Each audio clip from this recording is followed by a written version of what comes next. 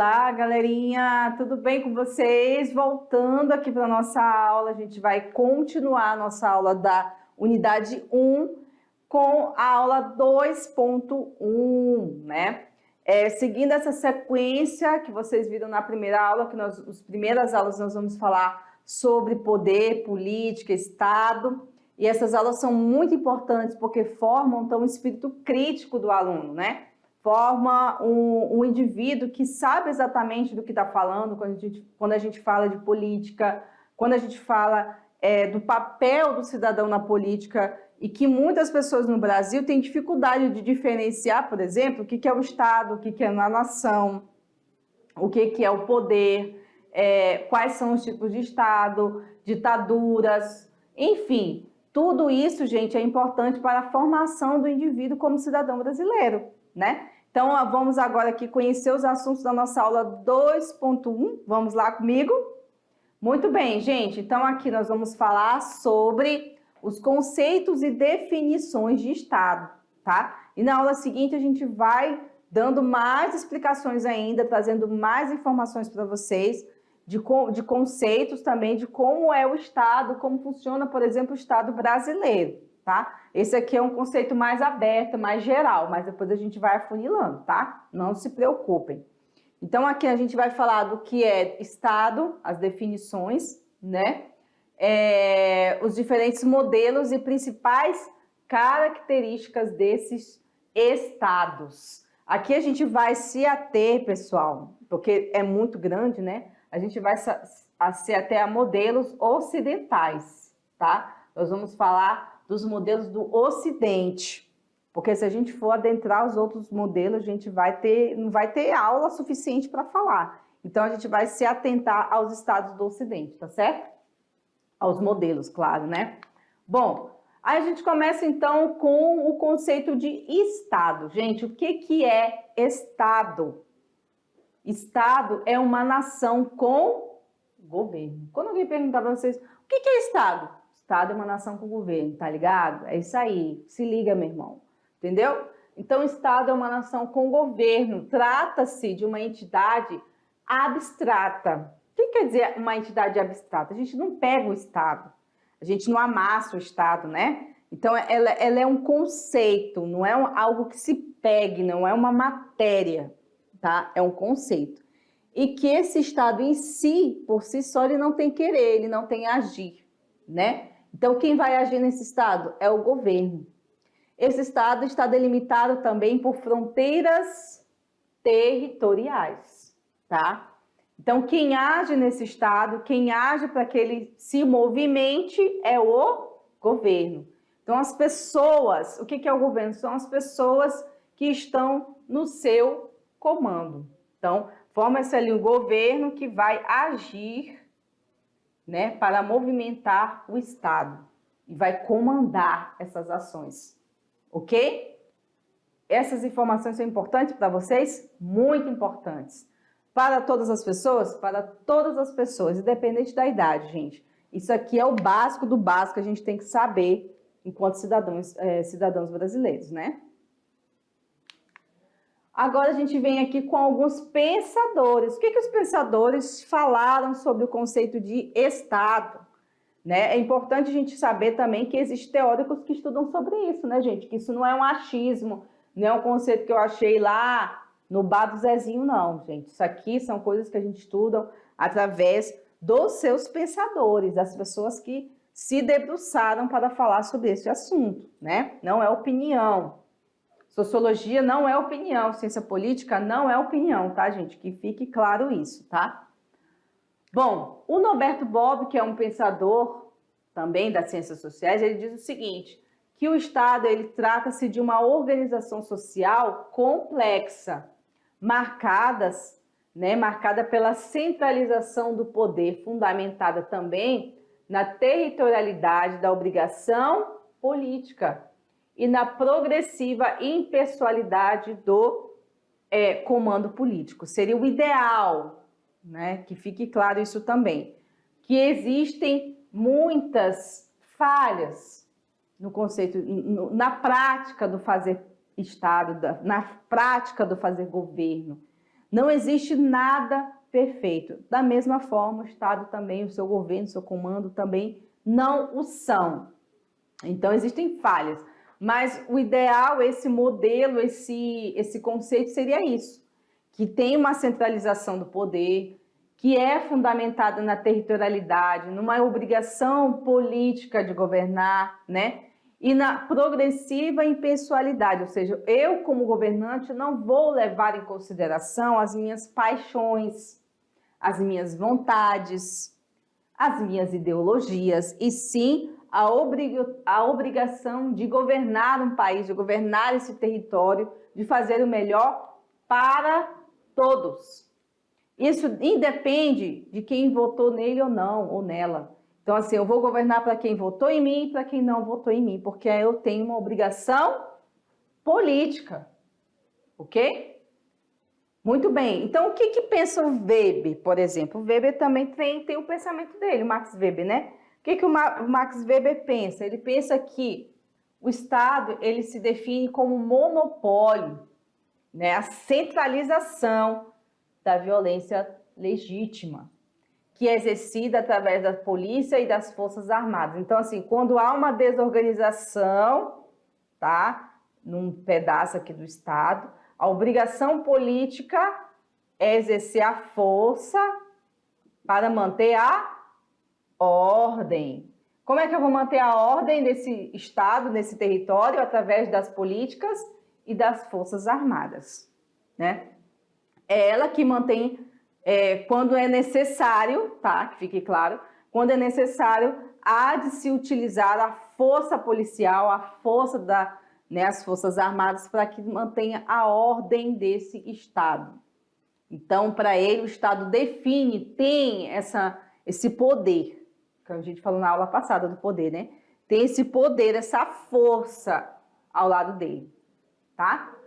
Ficou claro aí, gente? Muito bem, eu acho que ficou, né? Vamos para a próxima aqui, próxima questão. Bom, aqui a gente vai falar sobre os tipos de Estado e as suas características. Pelas imagens aqui, vocês já conseguem ter uma noção, né? Dos 4 tipos de Estados que nós vamos discutir na aula de hoje. Nós temos aqui estados com pensamentos ideais completamente diferentes, tá? Formas de ver o mundo completamente diferentes, maneiras de atuar completamente diferentes. Então, assim, existem no Ocidente diferentes maneiras de estabelecer, né, uma maneira de governar, né, e uma forma de Estado, sistema de governo, que a gente vai falar isso aí nas aulas para frente, tá? Bom, então vamos começar com o Estado liberal ou burguês. Bom, gente, o Estado liberal ou burguês, ele traz em si uma história de revolução. Essa imagem, ela é uma imagem que remete à Revolução Francesa, né? Você vê a bandeira da França ali, ó, na mão da mulher, é a bandeira francesa, os ideais de liberdade que funda, que traz a base, né, desse Estado burguês. Porque se diz, né, entre os historiadores, que a Revolução Francesa é uma revolução burguesa, porque traz essa ascensão, né, traz essa importância do Estado burguês para a sociedade ocidental. Aqui não estou falando só da França não, hein? Eu estou falando de todas as configurações de Estados depois da Revolução. Porque aí ele traz o quê? Uma caminhada a passos largos aí para essa revolução, para esse novo modelo de Estado que se estabeleceu tanto na Europa como também na América Latina, né? Então a gente tem aí esse Estado burguês, veio depois da Revolução Francesa no século XVIII e nunca mais deixou de existir. Ela se estabeleceu como a base dessa sociedade moderna e pós-moderna. Tanto que a gente não consegue ver, não consegue visualizar a possibilidade de termos um modelo de Estado que não seja esse. Para vocês, esse aqui, ó, para vocês verem o peso e a importância que a fundação do Estado burguês, né, do final de 1789 até os dias atuais, ele realmente tem um poder muito grande. O poder, ó, que a gente falou na aula passada, tá? Então, o Estado liberal burguês, ele tem essa legitimidade, é aceito e é visto como um ideal, né? Principalmente quando a gente fala dessas bases democráticas, da Constituição, dos direitos humanos, do respeito à propriedade privada. Mas vamos aqui para ver o que significa esse Estado liberal? Fundamentos principais, pessoal. Soberania popular e representação política. Até então, gente, nós vivíamos sob um regime, né? Um regime em que a aristocracia, né? Os reinos, reinados dominavam, as pessoas não tinham direito de questionar, não tinham direito de reclamar. Eu acho que a gente consegue ver isso, né? Uma sociedade onde as pessoas não têm liberdade e que não havia soberania do povo. Então, o fundamento principal que traz essa Revolução Francesa e que encantou não só a França como o mundo foi exatamente isso. Há também a necessidade de um Estado como representação, né, da guarda da ordem. Então, assim, por isso que você vê, atacou o Congresso, vai lá, manda a polícia. Para intervir. Não sei o que lá, vamos, entendeu? Fazer com que a ordem esteja em primeiro lugar, né? Sua principal função nesse tipo de Estado é resguardar a propriedade privada. As pessoas têm o direito de ter o seu pedaço de chão, a sua casa, o seu carro, né? E também salvaguardar as liberdades individuais, até mesmo de discordar do Estado, né? Então, o Estado democrático de direito, o Estado burguês, ele dá essa liberdade. Você pode discordar de mim, você pode não pensar como eu, você tem o direito de ser diferente, né? Outra, separação entre o público e o privado.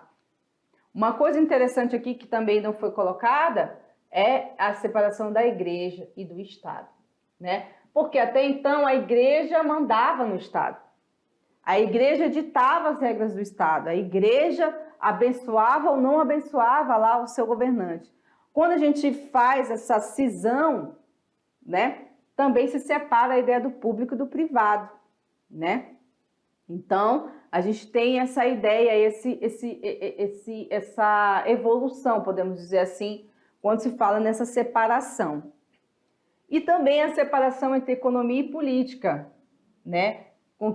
Faz com que a ideia de Estado que não intervém na economia, comece a se aflorar e vai se intensificar depois, no Estado neoliberal, que nós vamos conversar daqui a pouco, tá? Então, essas são as características básicas mesmo, tá? Tem muito mais coisa do Estado liberal ou burguês. Aí a gente vem, então, para o mais antigo, né, do que ele, que é o Estado absolutista, representado, né, por toda essa riqueza, essa pompa, né, essa coroa e tal.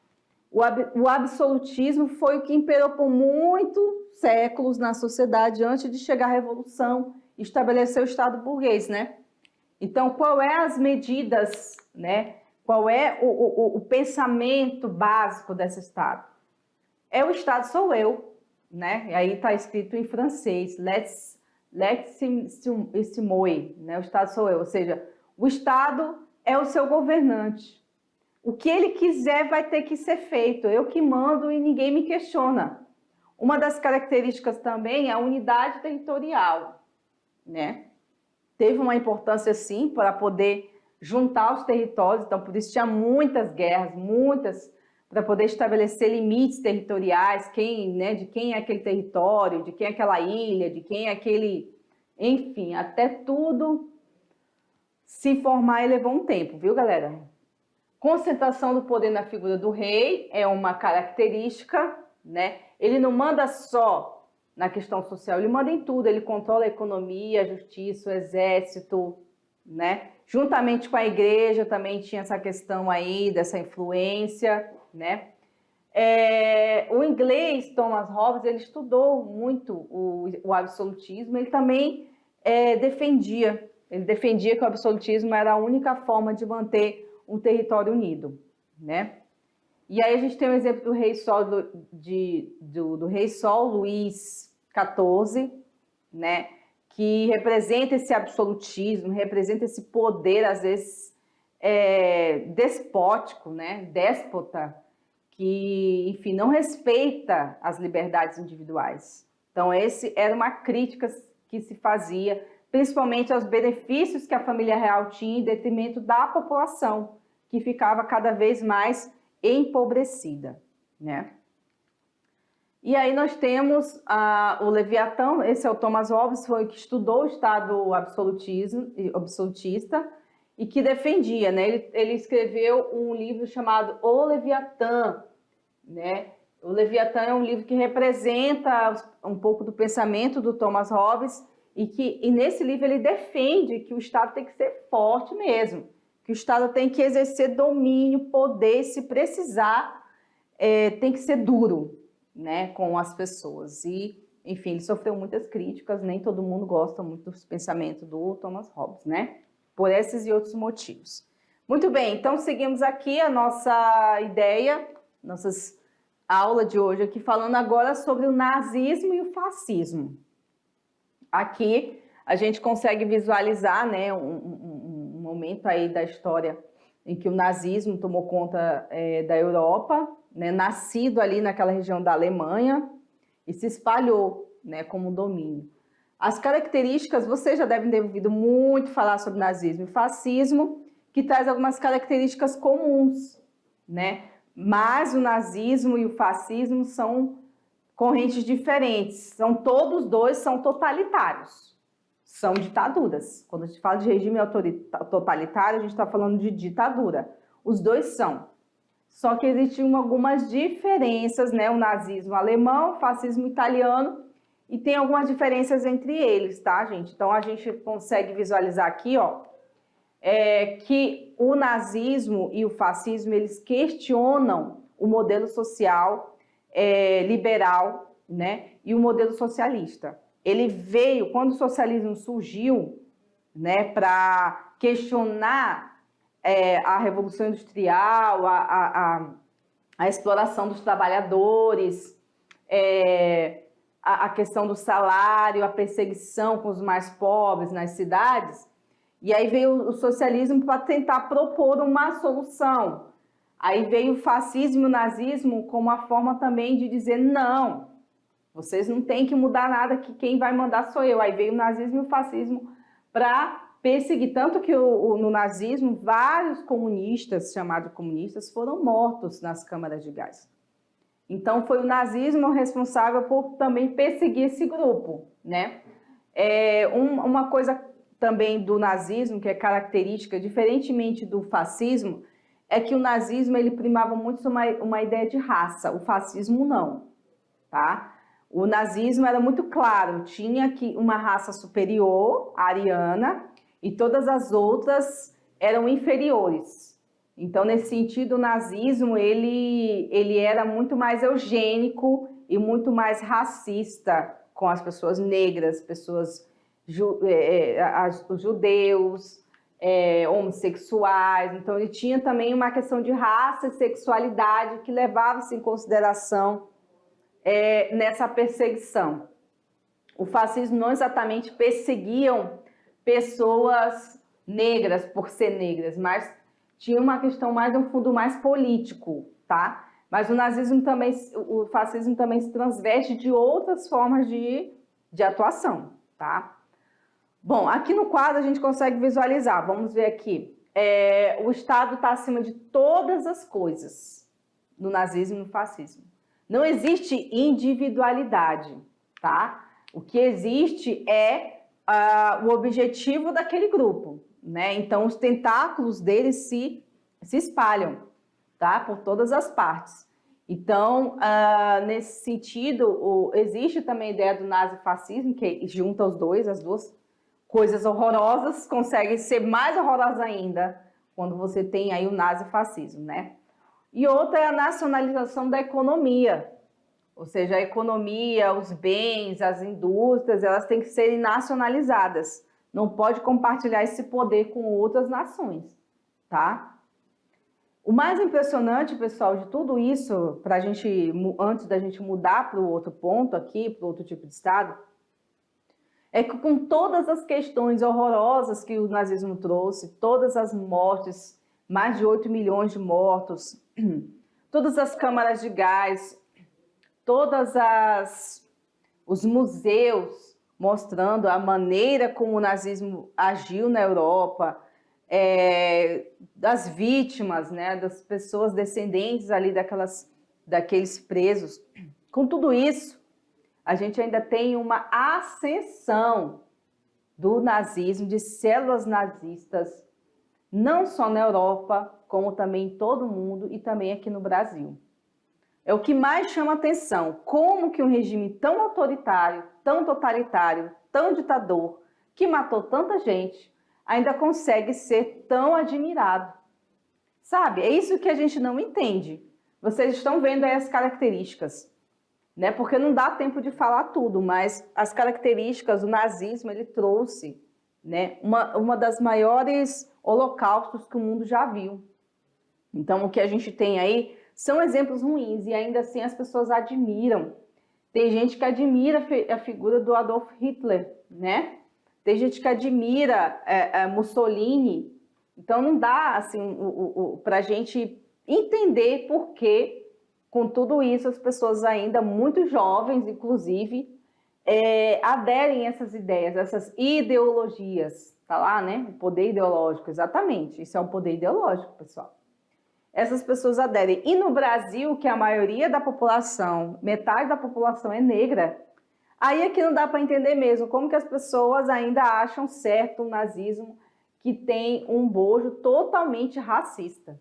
Não dá, né, gente? Então tá aí para a gente refletir. Para vocês, jovens, refletirem também. Principalmente vocês que estão ainda na formação das ideias de vocês, na formação das ideologias de vocês, né? Bom, aí a gente tem um Estado socialista, que é representado, né, pela foice e um machado. Também tem lá as suas controvérsias, né? Bom, o que o socialismo ele questiona? Ele questiona o modelo liberal, o modelo burguês, lá, sabe? Aquele lá da Revolução Francesa, né? Outra base também, ele questiona as desigualdades entre as classes sociais, principalmente, né, a relação entre o proletariado e o burguês, né? Nessa relação aí que aconteceu principalmente com a ascensão da Revolução Industrial na Europa, ok? E também o que eles defendem? Uma transformação.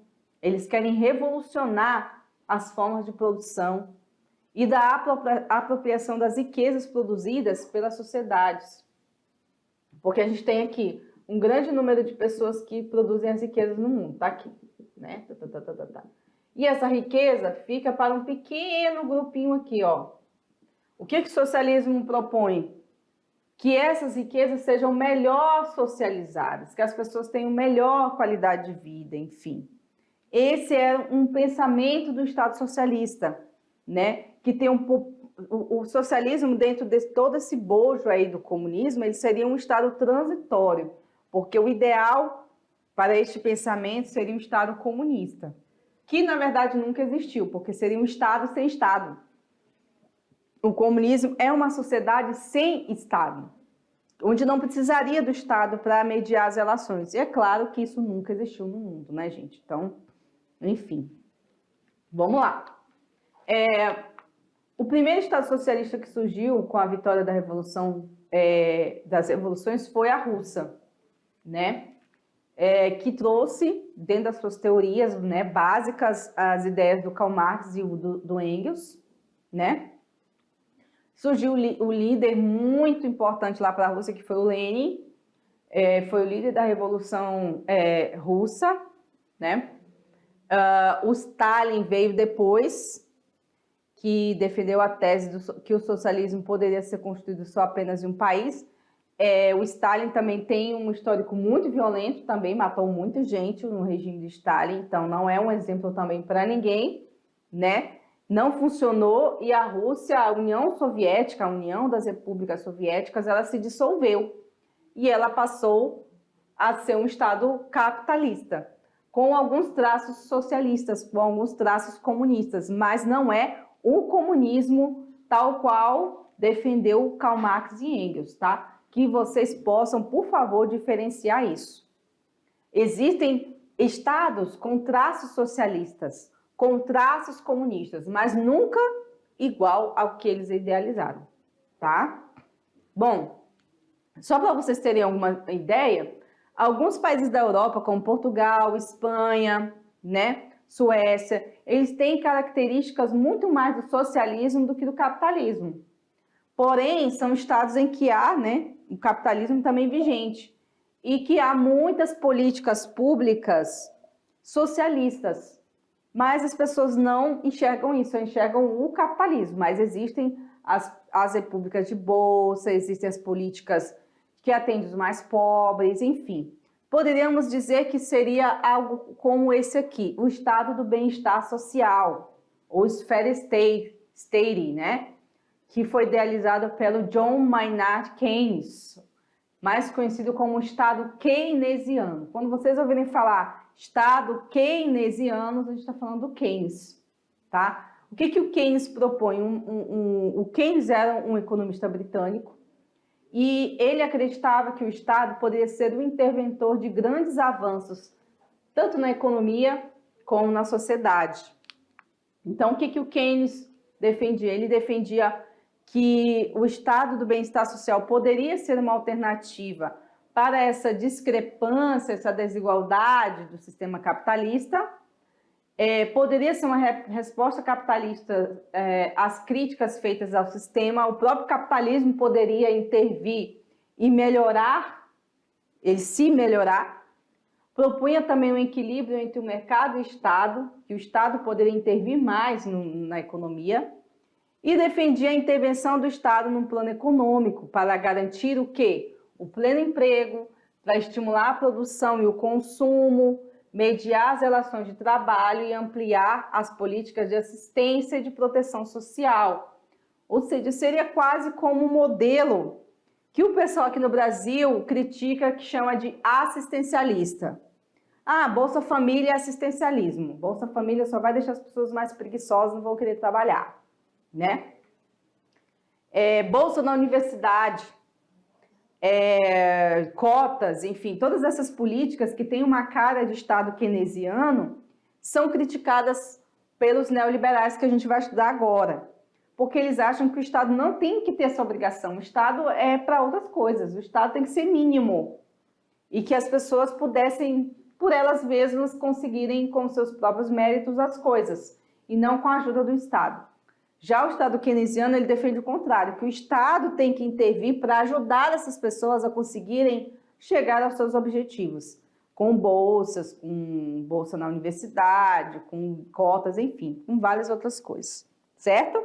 Bom, agora a gente vai para o Estado neoliberal. O Estado neoliberal é aquele, com aquela construção liberal lá, né, da Revolução Francesa, só que um pouco mais radical. Em que sentido? Né? Esse estado do bem-estar social também foi criticado. Também, por alguns, não foi aceito. O Estado neoliberal, ele entrou, então, nesse sentido de, principalmente na América Latina, com uma alternativa para o desenvolvimento dos países. Então, os países ricos pensavam que para os nossos países mais pobres se desenvolverem, chegarem ao nível de primeiro mundo, como eles chamam, ele tinha que se libertar do Estado. Então, o modelo de bem-estar social não serviria.